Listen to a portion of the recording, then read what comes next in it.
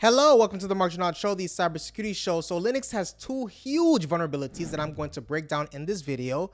But before I do that, please take a moment right now to hit that subscribe button and the like button. So we have the CVE 2025-6018, which is a local privilege escalation LPE vulnerability affecting the PAM.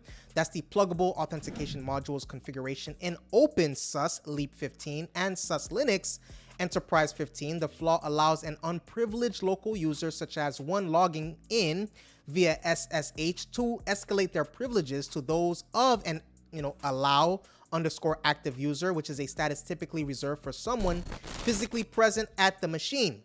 Now, the root cause is the vulnerability stems from a permissive configuration in the PAM_env. That's the module enabled by default in the Linux PAM 1.3.0, which processes arbitrary environment variables from a user's PAM environment file early in the login process. Now, an attacker can set environment variables such as the xdg_seat and xdg_vtnr in their, the PAM environment file. So these variables are later used by the PAM_systemmd module to determine whether a session is considered physical. That's the local/active.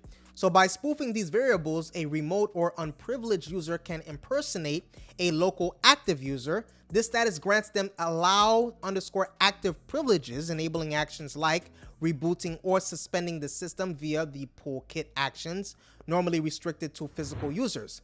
Now, when combined with the CVE 2025-6019, which is a separate flaw, we're going to get into that a little bit later, in the udisk daemon, an attacker can escalate from unprivileged user to full root access.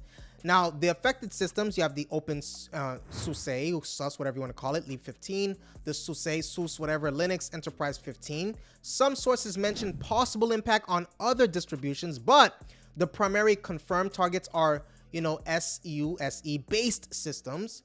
Now, the score is about 6.5 as far as severity, as reported, for the Amazon Linux, which is not affected, but the same score reflects the general severity. Now, the CWE, that's the incorrect authorization, CWE 863, that's the second vulnerability, right? That is something else. But now let's get into the other vulnerability, that is the CVE 2025-6019, which is a local privilege escalation. That's the LPE vulnerability affecting Linux systems that use the libblocdev library in conjunction with the udisk2 daemon and toolkit. So it's basically found in the libblocdev library, which is responsible for basically low-level block device operations in Linux. It's exploitable via the udisk2 service, a common storage management daemon, right? Now, here is basically how it works. A non-privileged user with, the allow_active toolkit privileges, typically granted to users physically at the console, or those who can impersonate such users, can mount a malicious XFS disk, to the image. That's basically containing a SUID root shell. The mount operation is performed without the the NOSUID, that's the no dev safeguards, allowing the SUID binary to be executed with root privileges. So this enables the attacker to gain full root access on the affected system. Now, the attacker must, have the allow_active toolkit privileges, which are generally intended for local/console users, but can be, basically obtained remotely if combined with other vulnerabilities like the CVE 2025-6018. So the CVE 2025-6019 is especially dangerous when chained with the 6018 version, which allows remote users to obtain, the allow_active status by exploiting PAM, misconfigurations. So most major Linux distributions are affected, including the Debian, Ubuntu, the Fedora, OpenSUSE, and, the SUSE Linux Enterprise, as they ship the udisk2 and libblocdev by default.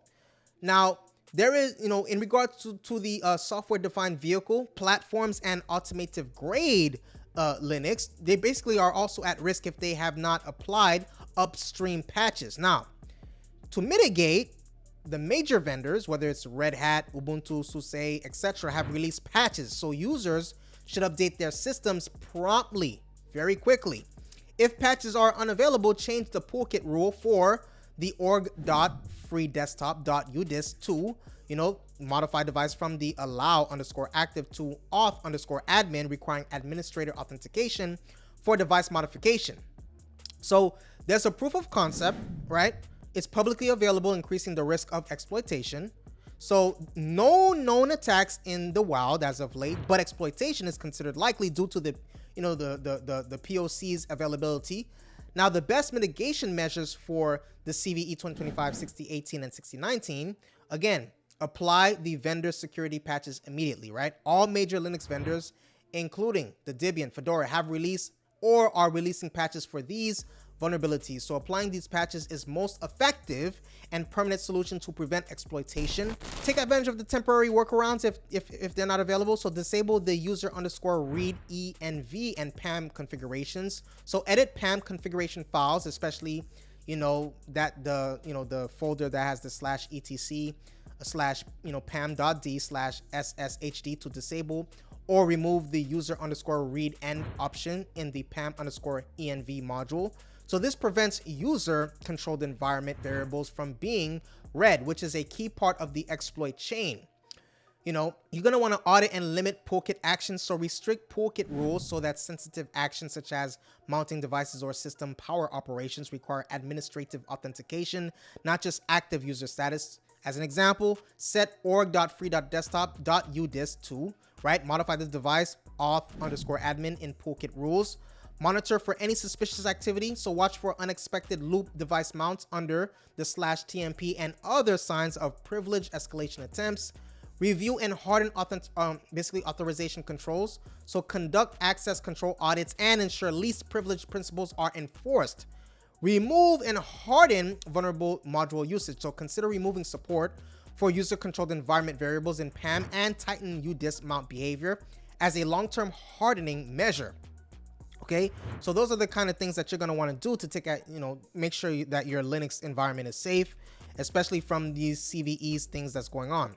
That's what I have for you today. Please take a moment right now to hit that subscribe button and the like button. I appreciate your leadership. Stay safe and see you on the next video.